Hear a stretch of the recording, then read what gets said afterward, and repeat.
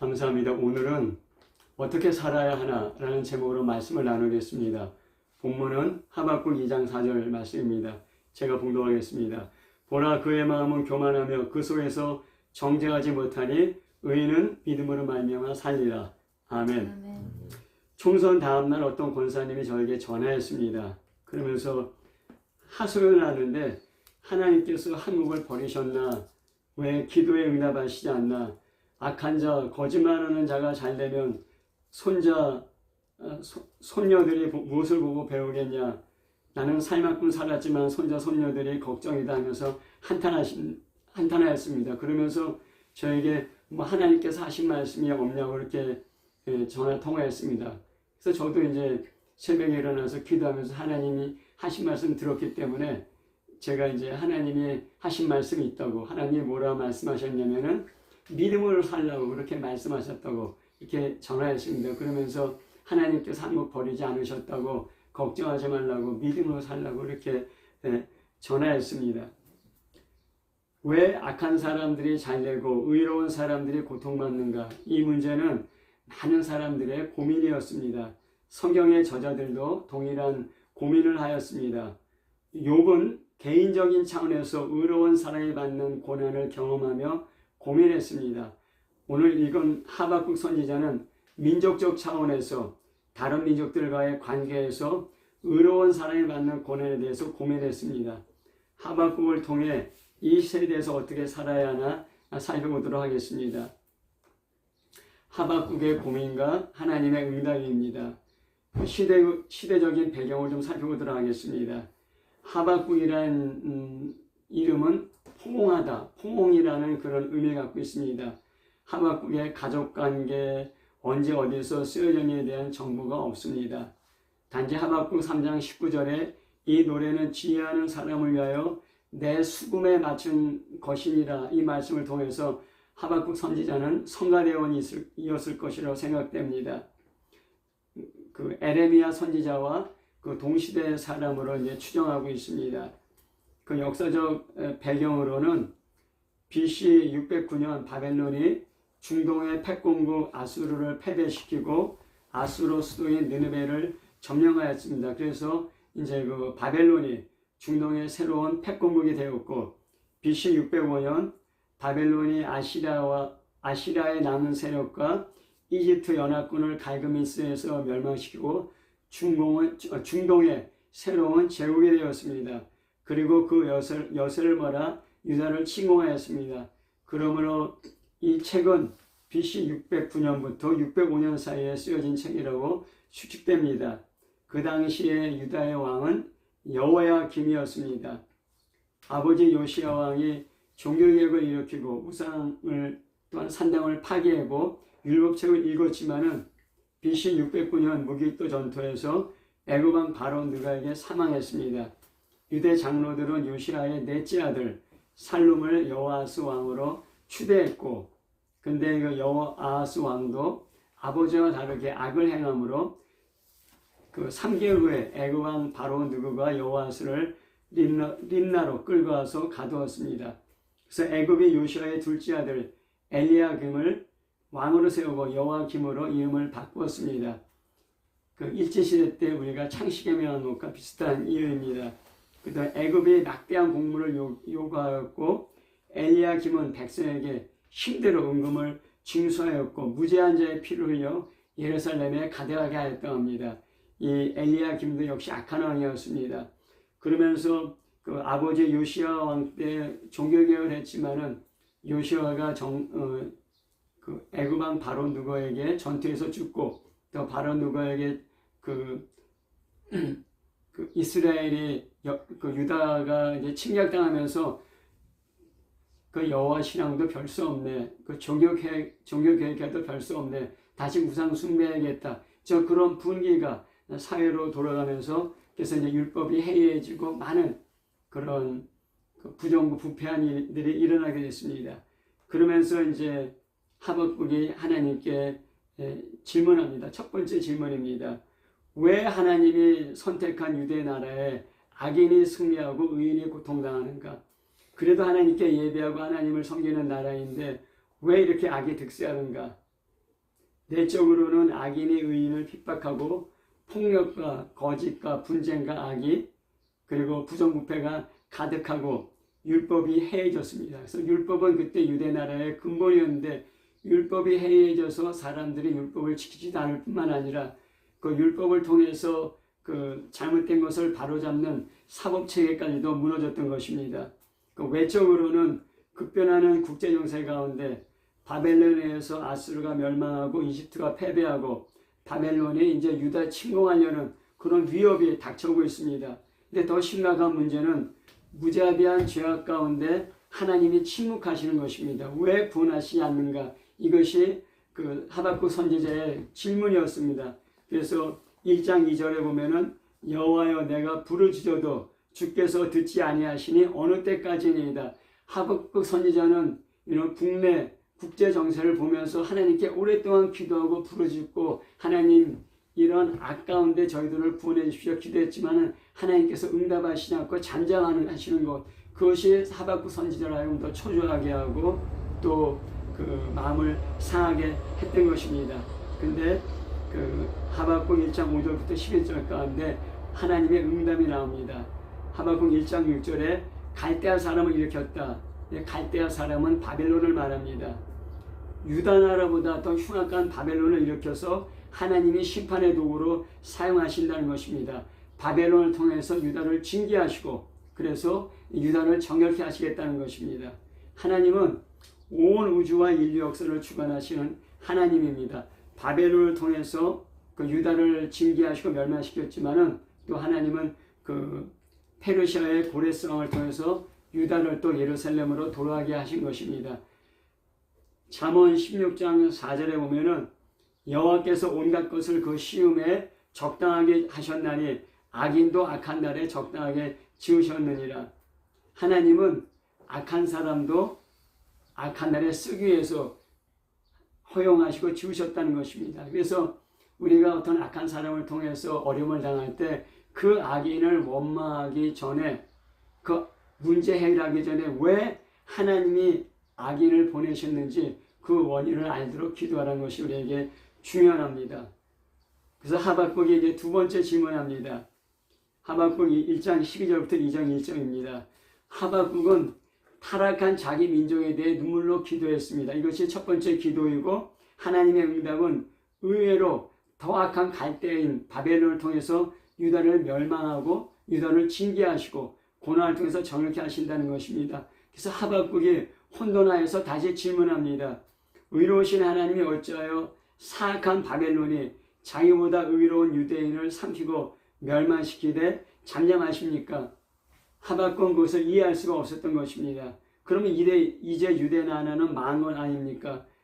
1장 12절에 우리는 사망에 이르지 아니하리이다. 안 됩니다 하고서 하박국이 하나님께 간절히 기도하는 것입니다. 그때 하나님이 응답합니다. 하박국 2장 2절부터 4절 말씀입니다. 2장 2절에 여호와께서 대답하여 이르시되 너는 이 묵시를 기록하여 판에 명명히 새기되 달려가면서도 읽을 수 있도록 하라. 모세가 십계명을 돌판에 새긴 것처럼 너는 내가 본 것을 하나님의 계시를 기록하라는 것입니다. 성경에 한 3,800번 하나님이 말씀하셨다는 그런 말씀이 나오는데 하나님이 계시했다는 말씀이 나오는데 기록하여 명백히 새겨 달려가면서도 읽으라는 곳은 여기 한 개뿐입니다. 그래서 이 말씀은 시간과 공간을 초월하는 하나님의 진리이고 이 진리는 반드시 이루어진다는 것입니다. 그래서 달려가면서도 읽을 수 있도록 명확히 기록하라. 이것은 한 몇 가지로 생각할 수 있는데 달려가면서도 읽을 수 있도록 단순하고 명확하게 기록하라. 또는 이 계시대로 달려갈 수 있도록 이 계시대로 살 수 있도록 명백히 기도하라. 그런 말씀이 되어 있고 또 하나는 이 계시를 하나님의 백성에게 전달하기 위해서 달려가라. 이제 그런 의미도 되겠습니다. 하박국 2장 3절에 이 묵시는 정한 때가 있나니 그 말이 속히 이르겠고 결코 거짓되지 아니하리라. 비록 더딜지라도 기다리라. 지체하지 않고 반드시 응하리라. 이 하나님이 기록한 이유를 또 말씀하시는데 하나님께서 보증하시고 하나님께서 반드시 된다고 말씀하시는 것입니다. 내가 급하다고 하나님께서 급한 것이 아닙니다. 하나님은 하나님의 시간에 일하십니다. 그래서 반드시 응하기 때문에 비록 네가 생각할 때는 더디고 지쳐야 된다고 생각할지라도 기다리라는 것입니다. 그래서 하박국 2장 4절에 보라 그의 마음은 교만하여 그의 속에서 정죄하지 못하니라. 그러나 의인은 그 믿음으로 말미암아 살리라 하였습니다. 그래서 이제 그의 마음은 그 갈대아인 바벨로니아인 악인을 말합니다. 하나님은 바벨론을 하나님 백성 유다의 심판도구로 사용하지만 바벨론의 악에 대해서도 반드시 심판하신다는 것입니다. 바벨론이 교만하고 정직하지 못하다고 했습니다. 그래서 교만하다는 그 뜻은 마음이 모르게 부풀려져서 자기의 욕심과 욕망 때문에 부풀려져서 무례하고 뻔뻔한 것을 말합니다. 또 그래서 바르지 않고 정직하지 않습니다. 자신의 욕망이 마음에 꽉 차 있기 때문에 욕망 달성을 위해서는 정직하지 않게도 얼마든지 행동할 수 있다는 것입니다. 수단 방법을 가리지 않습니다. 교만하고 정직하지 않은 바벨론을 통해서 유다를 심판하지만은 징계하지만은 멸망시키지만은 하나님께서는 그 바벨론을 쓰신 다음에 바벨론에 대해서 반드시 심판하신다는 것입니다. 하지만 그러나 의인은 믿음으로 살리라. 의인은 하나님 말씀에 굳건하고 견고하고 계속해서 살아야 된다는 것입니다. 그게 우리 힘으로 안 됩니다. 그렇기 때문에 기도해야 된다는 것입니다. 악인이 잘 되고 더 잘 될 수가 있습니다. 그래서 많은 사람들이 따르려는 인기 있는 세상 풍조가 됩니다. 그렇다 할지라도 의인은 하나님 말씀에 견고하고 굳건해야 한다는 것입니다. 악인으로 인해 더 큰 재난과 환난이 닥친다 할지라도 흔들리지 말고 안정감을 잃어버리지 말고 여전히 믿음으로 살아야 된다는 것입니다. 의인은 믿음으로 산다는 말씀이 신약에 3번 나옵니다. 사도 바울이 신약에서 3번 인용했습니다. 로마서 1장 17절에 복음에는 하나님의 의가 나타나서 믿음으로 믿음에 이르게 하나니 기록된 바 의인은 오직 믿음으로 말미암아 살리라는 것 같으니라. 근데 여기 오직 믿음으로 말미암아 산다고 했는데 하박국에도 오직이라는 그 단어가 없고 또 제가 로마서 1장 17절 헬라 사본을 읽거나 영어 번역본을 읽더라도 오직이라는 단어가 없습니다. 그냥 의인은 믿음으로 말미암아 살리라는데 이 오직이라는 단어를 넣은 것은 이 성경 번역한 사람의 어떤 의도가 들어갔다고 생각되는데 그 의인은 믿음으로 살리라는 것 같습니다. 그러니까 로마서에 보면은 로마서를 이해하는 그 핵심 단어가 3개 있는데 복음과 믿음과 의입니다. 복음은 14번 나왔고 믿음은 33번 나왔고 의인은 42번 나왔습니다. 여기서 로마서 1장 17절에서 의인은 믿음으로 산다 할 때 누가 의인인가? 의인은 믿음으로 산다 이렇게 얘기하고 있는 것입니다. 의인은 바른 관계입니다. 그래서 하나님과의 바른 관계가 의인데 아담과 하와가 하나님 말씀에 불순종하면서 그 의가 깨졌습니다. 그래서 하나님과의 깨진 관계를 어떻게 회복시키느냐 그 설명한 것이 복음이고 복음의 핵심은 예수 그리스도이고 복음을 믿을 때 하나님은 우리를 의롭다 하시는 것입니다. 그 다음에 그 갈라디아서 3장 11절에 또 하나님 앞에서는 아무도 율법으로 말미암아 의롭게 되지 못할 것이 분명하니 이는 의인은 믿음으로 말미암아 믿음으로 살리라 하였느니라. 갈라디아 3장 11절은 어떻게 의롭게 되느냐? 율법이 아니고 믿음으로 의롭게 된다는 것입니다. 로마서 1장 17절은 누가 의인인가? 의인은 믿음으로 산다 이렇게 얘기한 것이고 갈라디아 3장 1절은 어떻게 의롭게 되는가? 의인은 믿음으로 산다고 믿음을 강조한 것입니다. 또 히브리서 10장 38절 39절에 또 반복에 나옵니다. 오직 나의 의인은 믿음으로 말미암아 살리라. 또한 뒤로 물러가면 내 마음이 저를 기뻐하지 아니하리라 하셨느니라. 우리는 뒤로 물러가 멸망할 자가 아니요 오직 영혼을 구원함에 이르는 믿음을 가진 자이라. 여기서는 의인은 믿음으로 산다!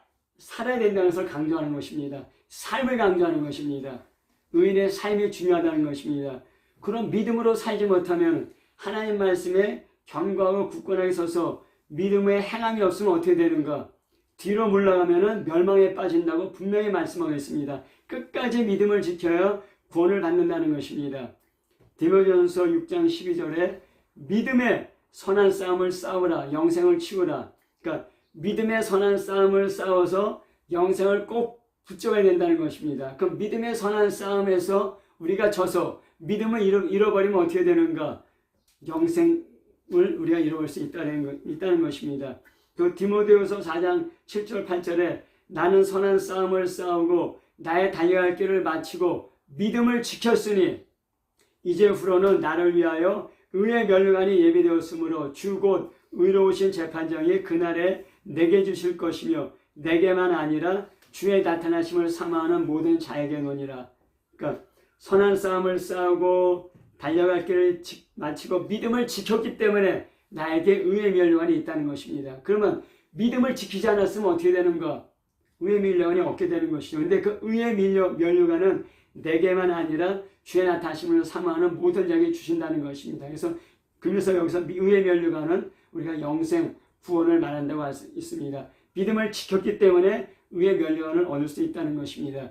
의인은 믿음으로 산다. 세 개의 중요한 단어가 있는데 로마서는 의인을 강조했고 갈라디아서는 믿음을 강조했고 히브리서는 산다, 삶을 강조했습니다. 믿음의 삶, 믿음의 행동, 믿음의 순종이 없다면 우리가 멸망할 수 있다는 것입니다. 이렇게 경고하고 있는 것입니다. 말씀을 맺겠습니다. 앞으로 한국은 어떻게 될 것 같습니까? 앞으로 세계는 어떻게 될 것 같습니까? 점점 발전하고 더 잘 될 것 같습니까? 성경은 마지막이 될수록 전쟁과 전쟁의 소문, 기근, 지진, 전염병, 사람들과 거짓 선지자의 거짓과 미혹이 더 많아질 것이라고 이야기합니다. 점점 더 믿음으로 살기 어려운 세대가 됩니다. 전쟁이 나고 기근이 있고 전염병에 살면 사람들이 점점 더 먹고 살기 힘들어집니다. 그렇게 될 때 우리가 노아의 때와 같고 그다음에 그 롯의 때와 같다고 성경은 이야기하고 있습니다. 우리가 어떻게 살아야 됩니까? 이런 세대 풍조에 따라 살아야 됩니까? 아닙니다. 오늘 성경 말씀이 그 해답입니다. 나의 의인은 믿음으로 살리라. 의인은 믿음으로 산다는 것입니다. 이렇게 될 때 우리가 영생을 취할 수 있는 것이고 하나님이 주신 귀한 영생을 우리가 잃어버리지 않게 되는 것입니다. 하박국의 결론은 3장 17절부터 18절입니다. 비록 무화과 나무가 무성하지 못하며 포도나무에 열매가 없으며 감람나무에 소출이 없으며 밭에 먹을 것이 없으며 우리의 양이 없으며 외양간에 소가 없을지라도 나는 여호와로 말미암아 즐거워하며 나의 구원의 하나님으로 말미암아 기뻐하리로다. 아멘. 우리 밭에 그때는 이제 주 산업이 농사였는데 농사를 져도 먹을 게 아무것도 없었어요. 포도 열매도 없고 무화과도 없고 감람나무도 없고 밭에 먹을 것도 없고 외양간에 소가 없고 우리의 양이 없습니다. 우리가 어떻게 삽니까? 사람들은 더 먹고 살기에 굶주리고 강팍해질 것입니다. 그런데 그럴지라도 나는 여호와로 말미암아 즐거워하며 나의 구원의 하나님으로 말미암아 기뻐하리로다. 이렇게 말하고 있습니다. 그런 피폐된 환경 가운데 그런 고통 가운데서도 우리는 여호와로 말미암아 기뻐하며 즐거워할 수 있는 삶을 살 수 있는가? 이것이 바로 의인은 믿음으로 산다는 삶의 모습인 것입니다. 앞으로 사람이 흔들리고 가정이 흔들리고 나라가 흔들리고 세상이 흔들리고 경제와 재정이 흔들리고 세상에 있는 모든 것들이 흔들리게 될 것입니다. 그때 하나님을 의지하면 살 수 있습니다. 깨어 기도하면 성령의 도우심으로 말씀에 견고하게 설 수 있습니다. 내 힘으로는 안 됩니다. 믿음의 삶, 믿음의 순종이 승리하는 그리스도인의 비결입니다. 다른 길은 없습니다. 믿음으로 승리하는 그리스도인 되시기를 예수 이름으로 축복합니다. 아멘. 아멘.